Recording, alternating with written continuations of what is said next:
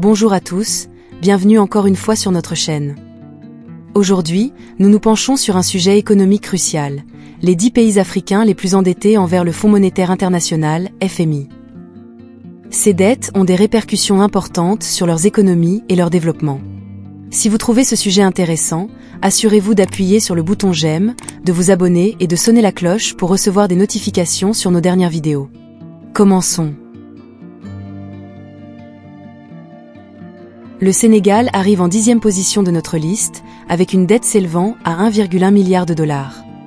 Cet emprunt substantiel a été principalement utilisé pour des projets de stabilisation et de développement économique. Les prêts du FMI ont aidé le Sénégal à mettre en œuvre des réformes structurelles, à améliorer la gestion des finances publiques et à stimuler la croissance économique.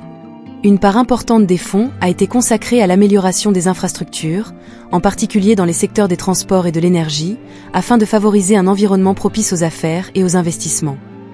En outre, les fonds ont été utilisés pour faire face aux impacts de la pandémie de Covid-19, notamment en soutenant les systèmes de santé et les filets de sécurité sociale pour les populations vulnérables. Malgré ces efforts, le Sénégal continue de faire face à des défis tels que le chômage élevé et les niveaux élevés de dette publique, ce qui nécessite une discipline budgétaire continue et une mise en œuvre efficace des politiques pour assurer un développement économique durable. Le Nigeria arrive en 9e position avec une dette de 1,2 milliard de dollars. Cette dette a été principalement utilisée pour stabiliser l'économie et gérer l'impact des perturbations économiques mondiales, notamment la pandémie de Covid-19 et la fluctuation des prix du pétrole. Les fonds ont soutenu le déficit budgétaire du pays, renforcé les réserves de change et facilité les réformes structurelles visant à favoriser la diversification économique et à améliorer la transparence budgétaire. L'économie nigériane dépend fortement des exportations de pétrole, ce qui la rend vulnérable à la volatilité des prix. Par conséquent, le prêt du FMI a également ciblé des initiatives visant à réduire cette dépendance en promouvant des secteurs comme l'agriculture, la technologie et l'industrie manufacturière. Malgré ces efforts, le Nigeria continue de faire face à des défis tels que l'inflation élevée, le chômage et les déficits d'infrastructures.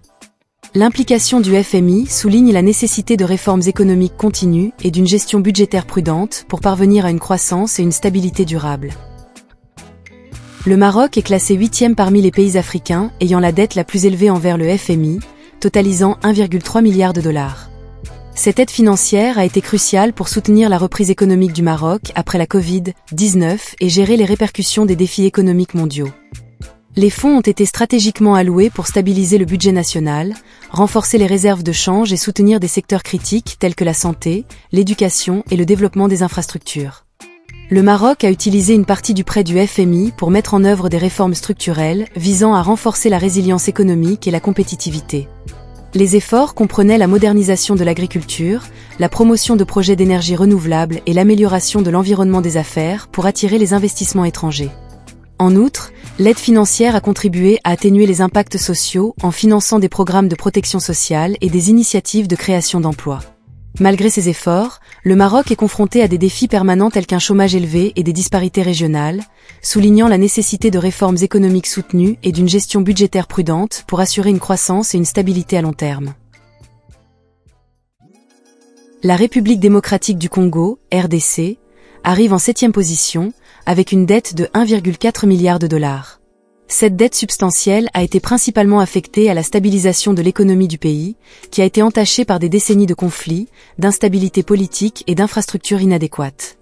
Les fonds ont été utilisés dans des domaines cruciaux tels que le renforcement du système de santé, l'investissement dans l'éducation et l'amélioration des services publics. En outre, une part importante a été consacrée à des projets d'infrastructure visant à améliorer les secteurs des transports et de l'énergie afin de faciliter la croissance économique. La gestion financière de la RDC s'est concentrée sur la lutte contre l'inflation, l'amélioration des politiques budgétaires et le renforcement de la gouvernance. Cependant, les défis économiques du pays restent considérables, avec des taux de pauvreté élevés et une dépendance aux exportations minières, ce qui rend l'utilisation efficace des fonds du FMI cruciale pour le développement durable.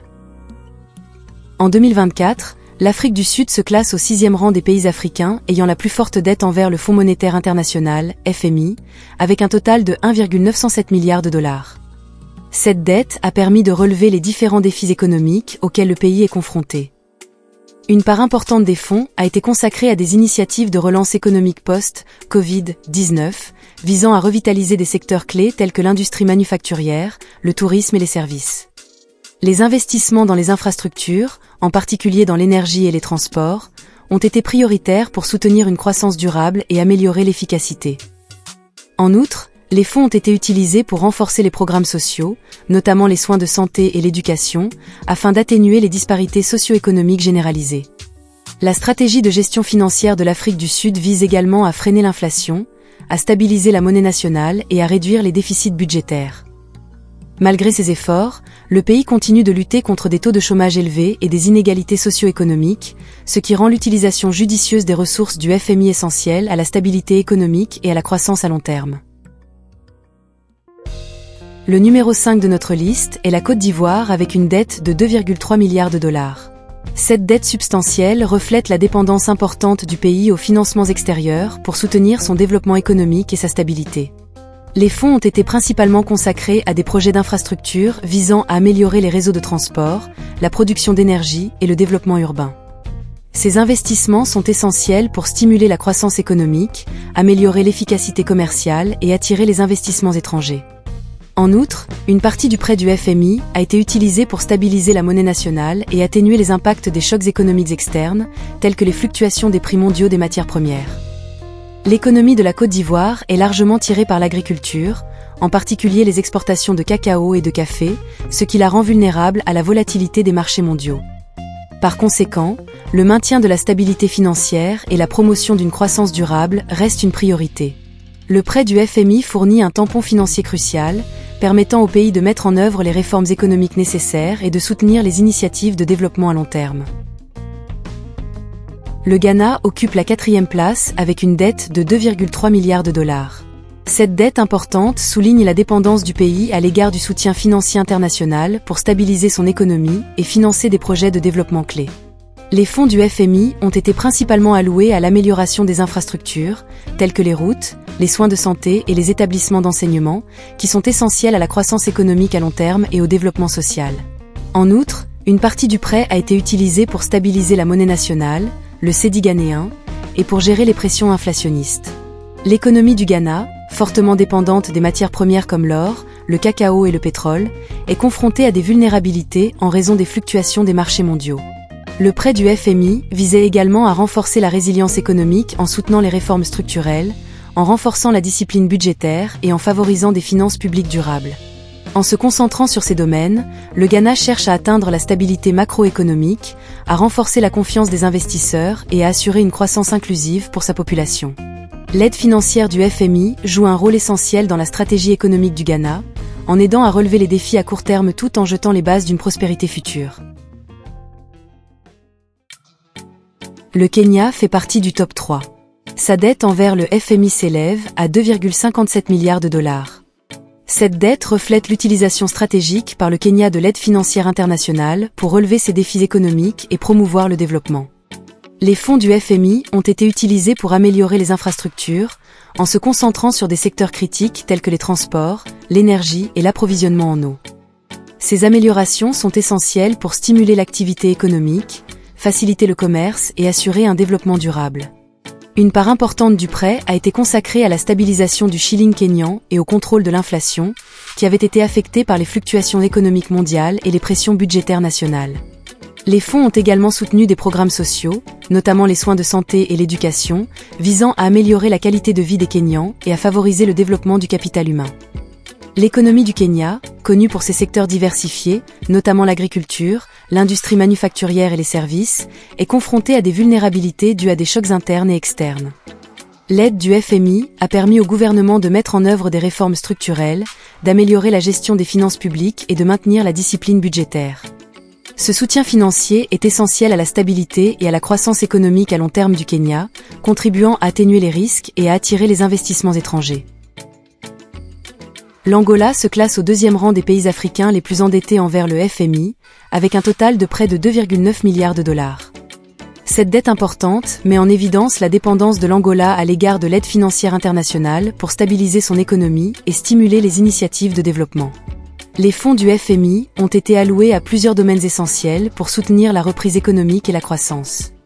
Une part importante du prêt a été utilisée pour améliorer les infrastructures, en particulier dans les secteurs de l'énergie et des transports.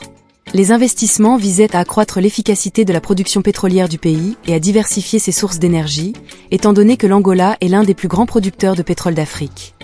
L'amélioration des réseaux de transport a également facilité le commerce et réduit les coûts logistiques, essentiels à l'expansion économique.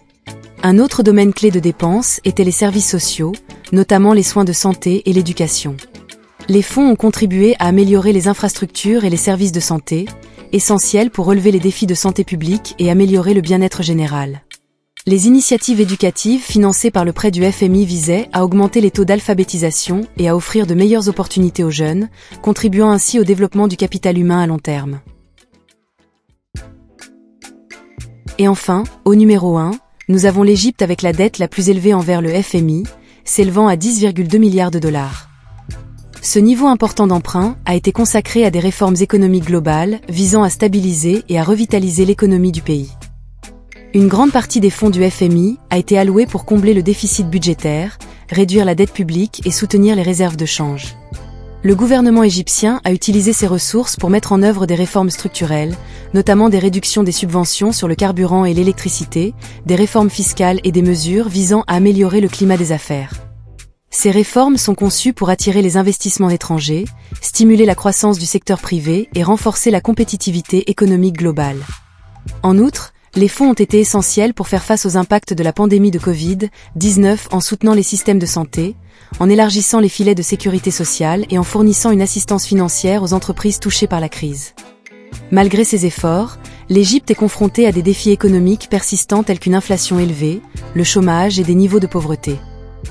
La dette du FMI a été un élément crucial de la stratégie de l'Égypte pour parvenir à la stabilité macroéconomique, mais elle nécessite également une gestion budgétaire prudente et des réformes économiques soutenues pour assurer une croissance à long terme et la stabilité financière. Le gouvernement continue de se concentrer sur l'équilibre entre les besoins économiques immédiats et les objectifs de développement stratégique pour assurer un avenir prospère à l'Égypte.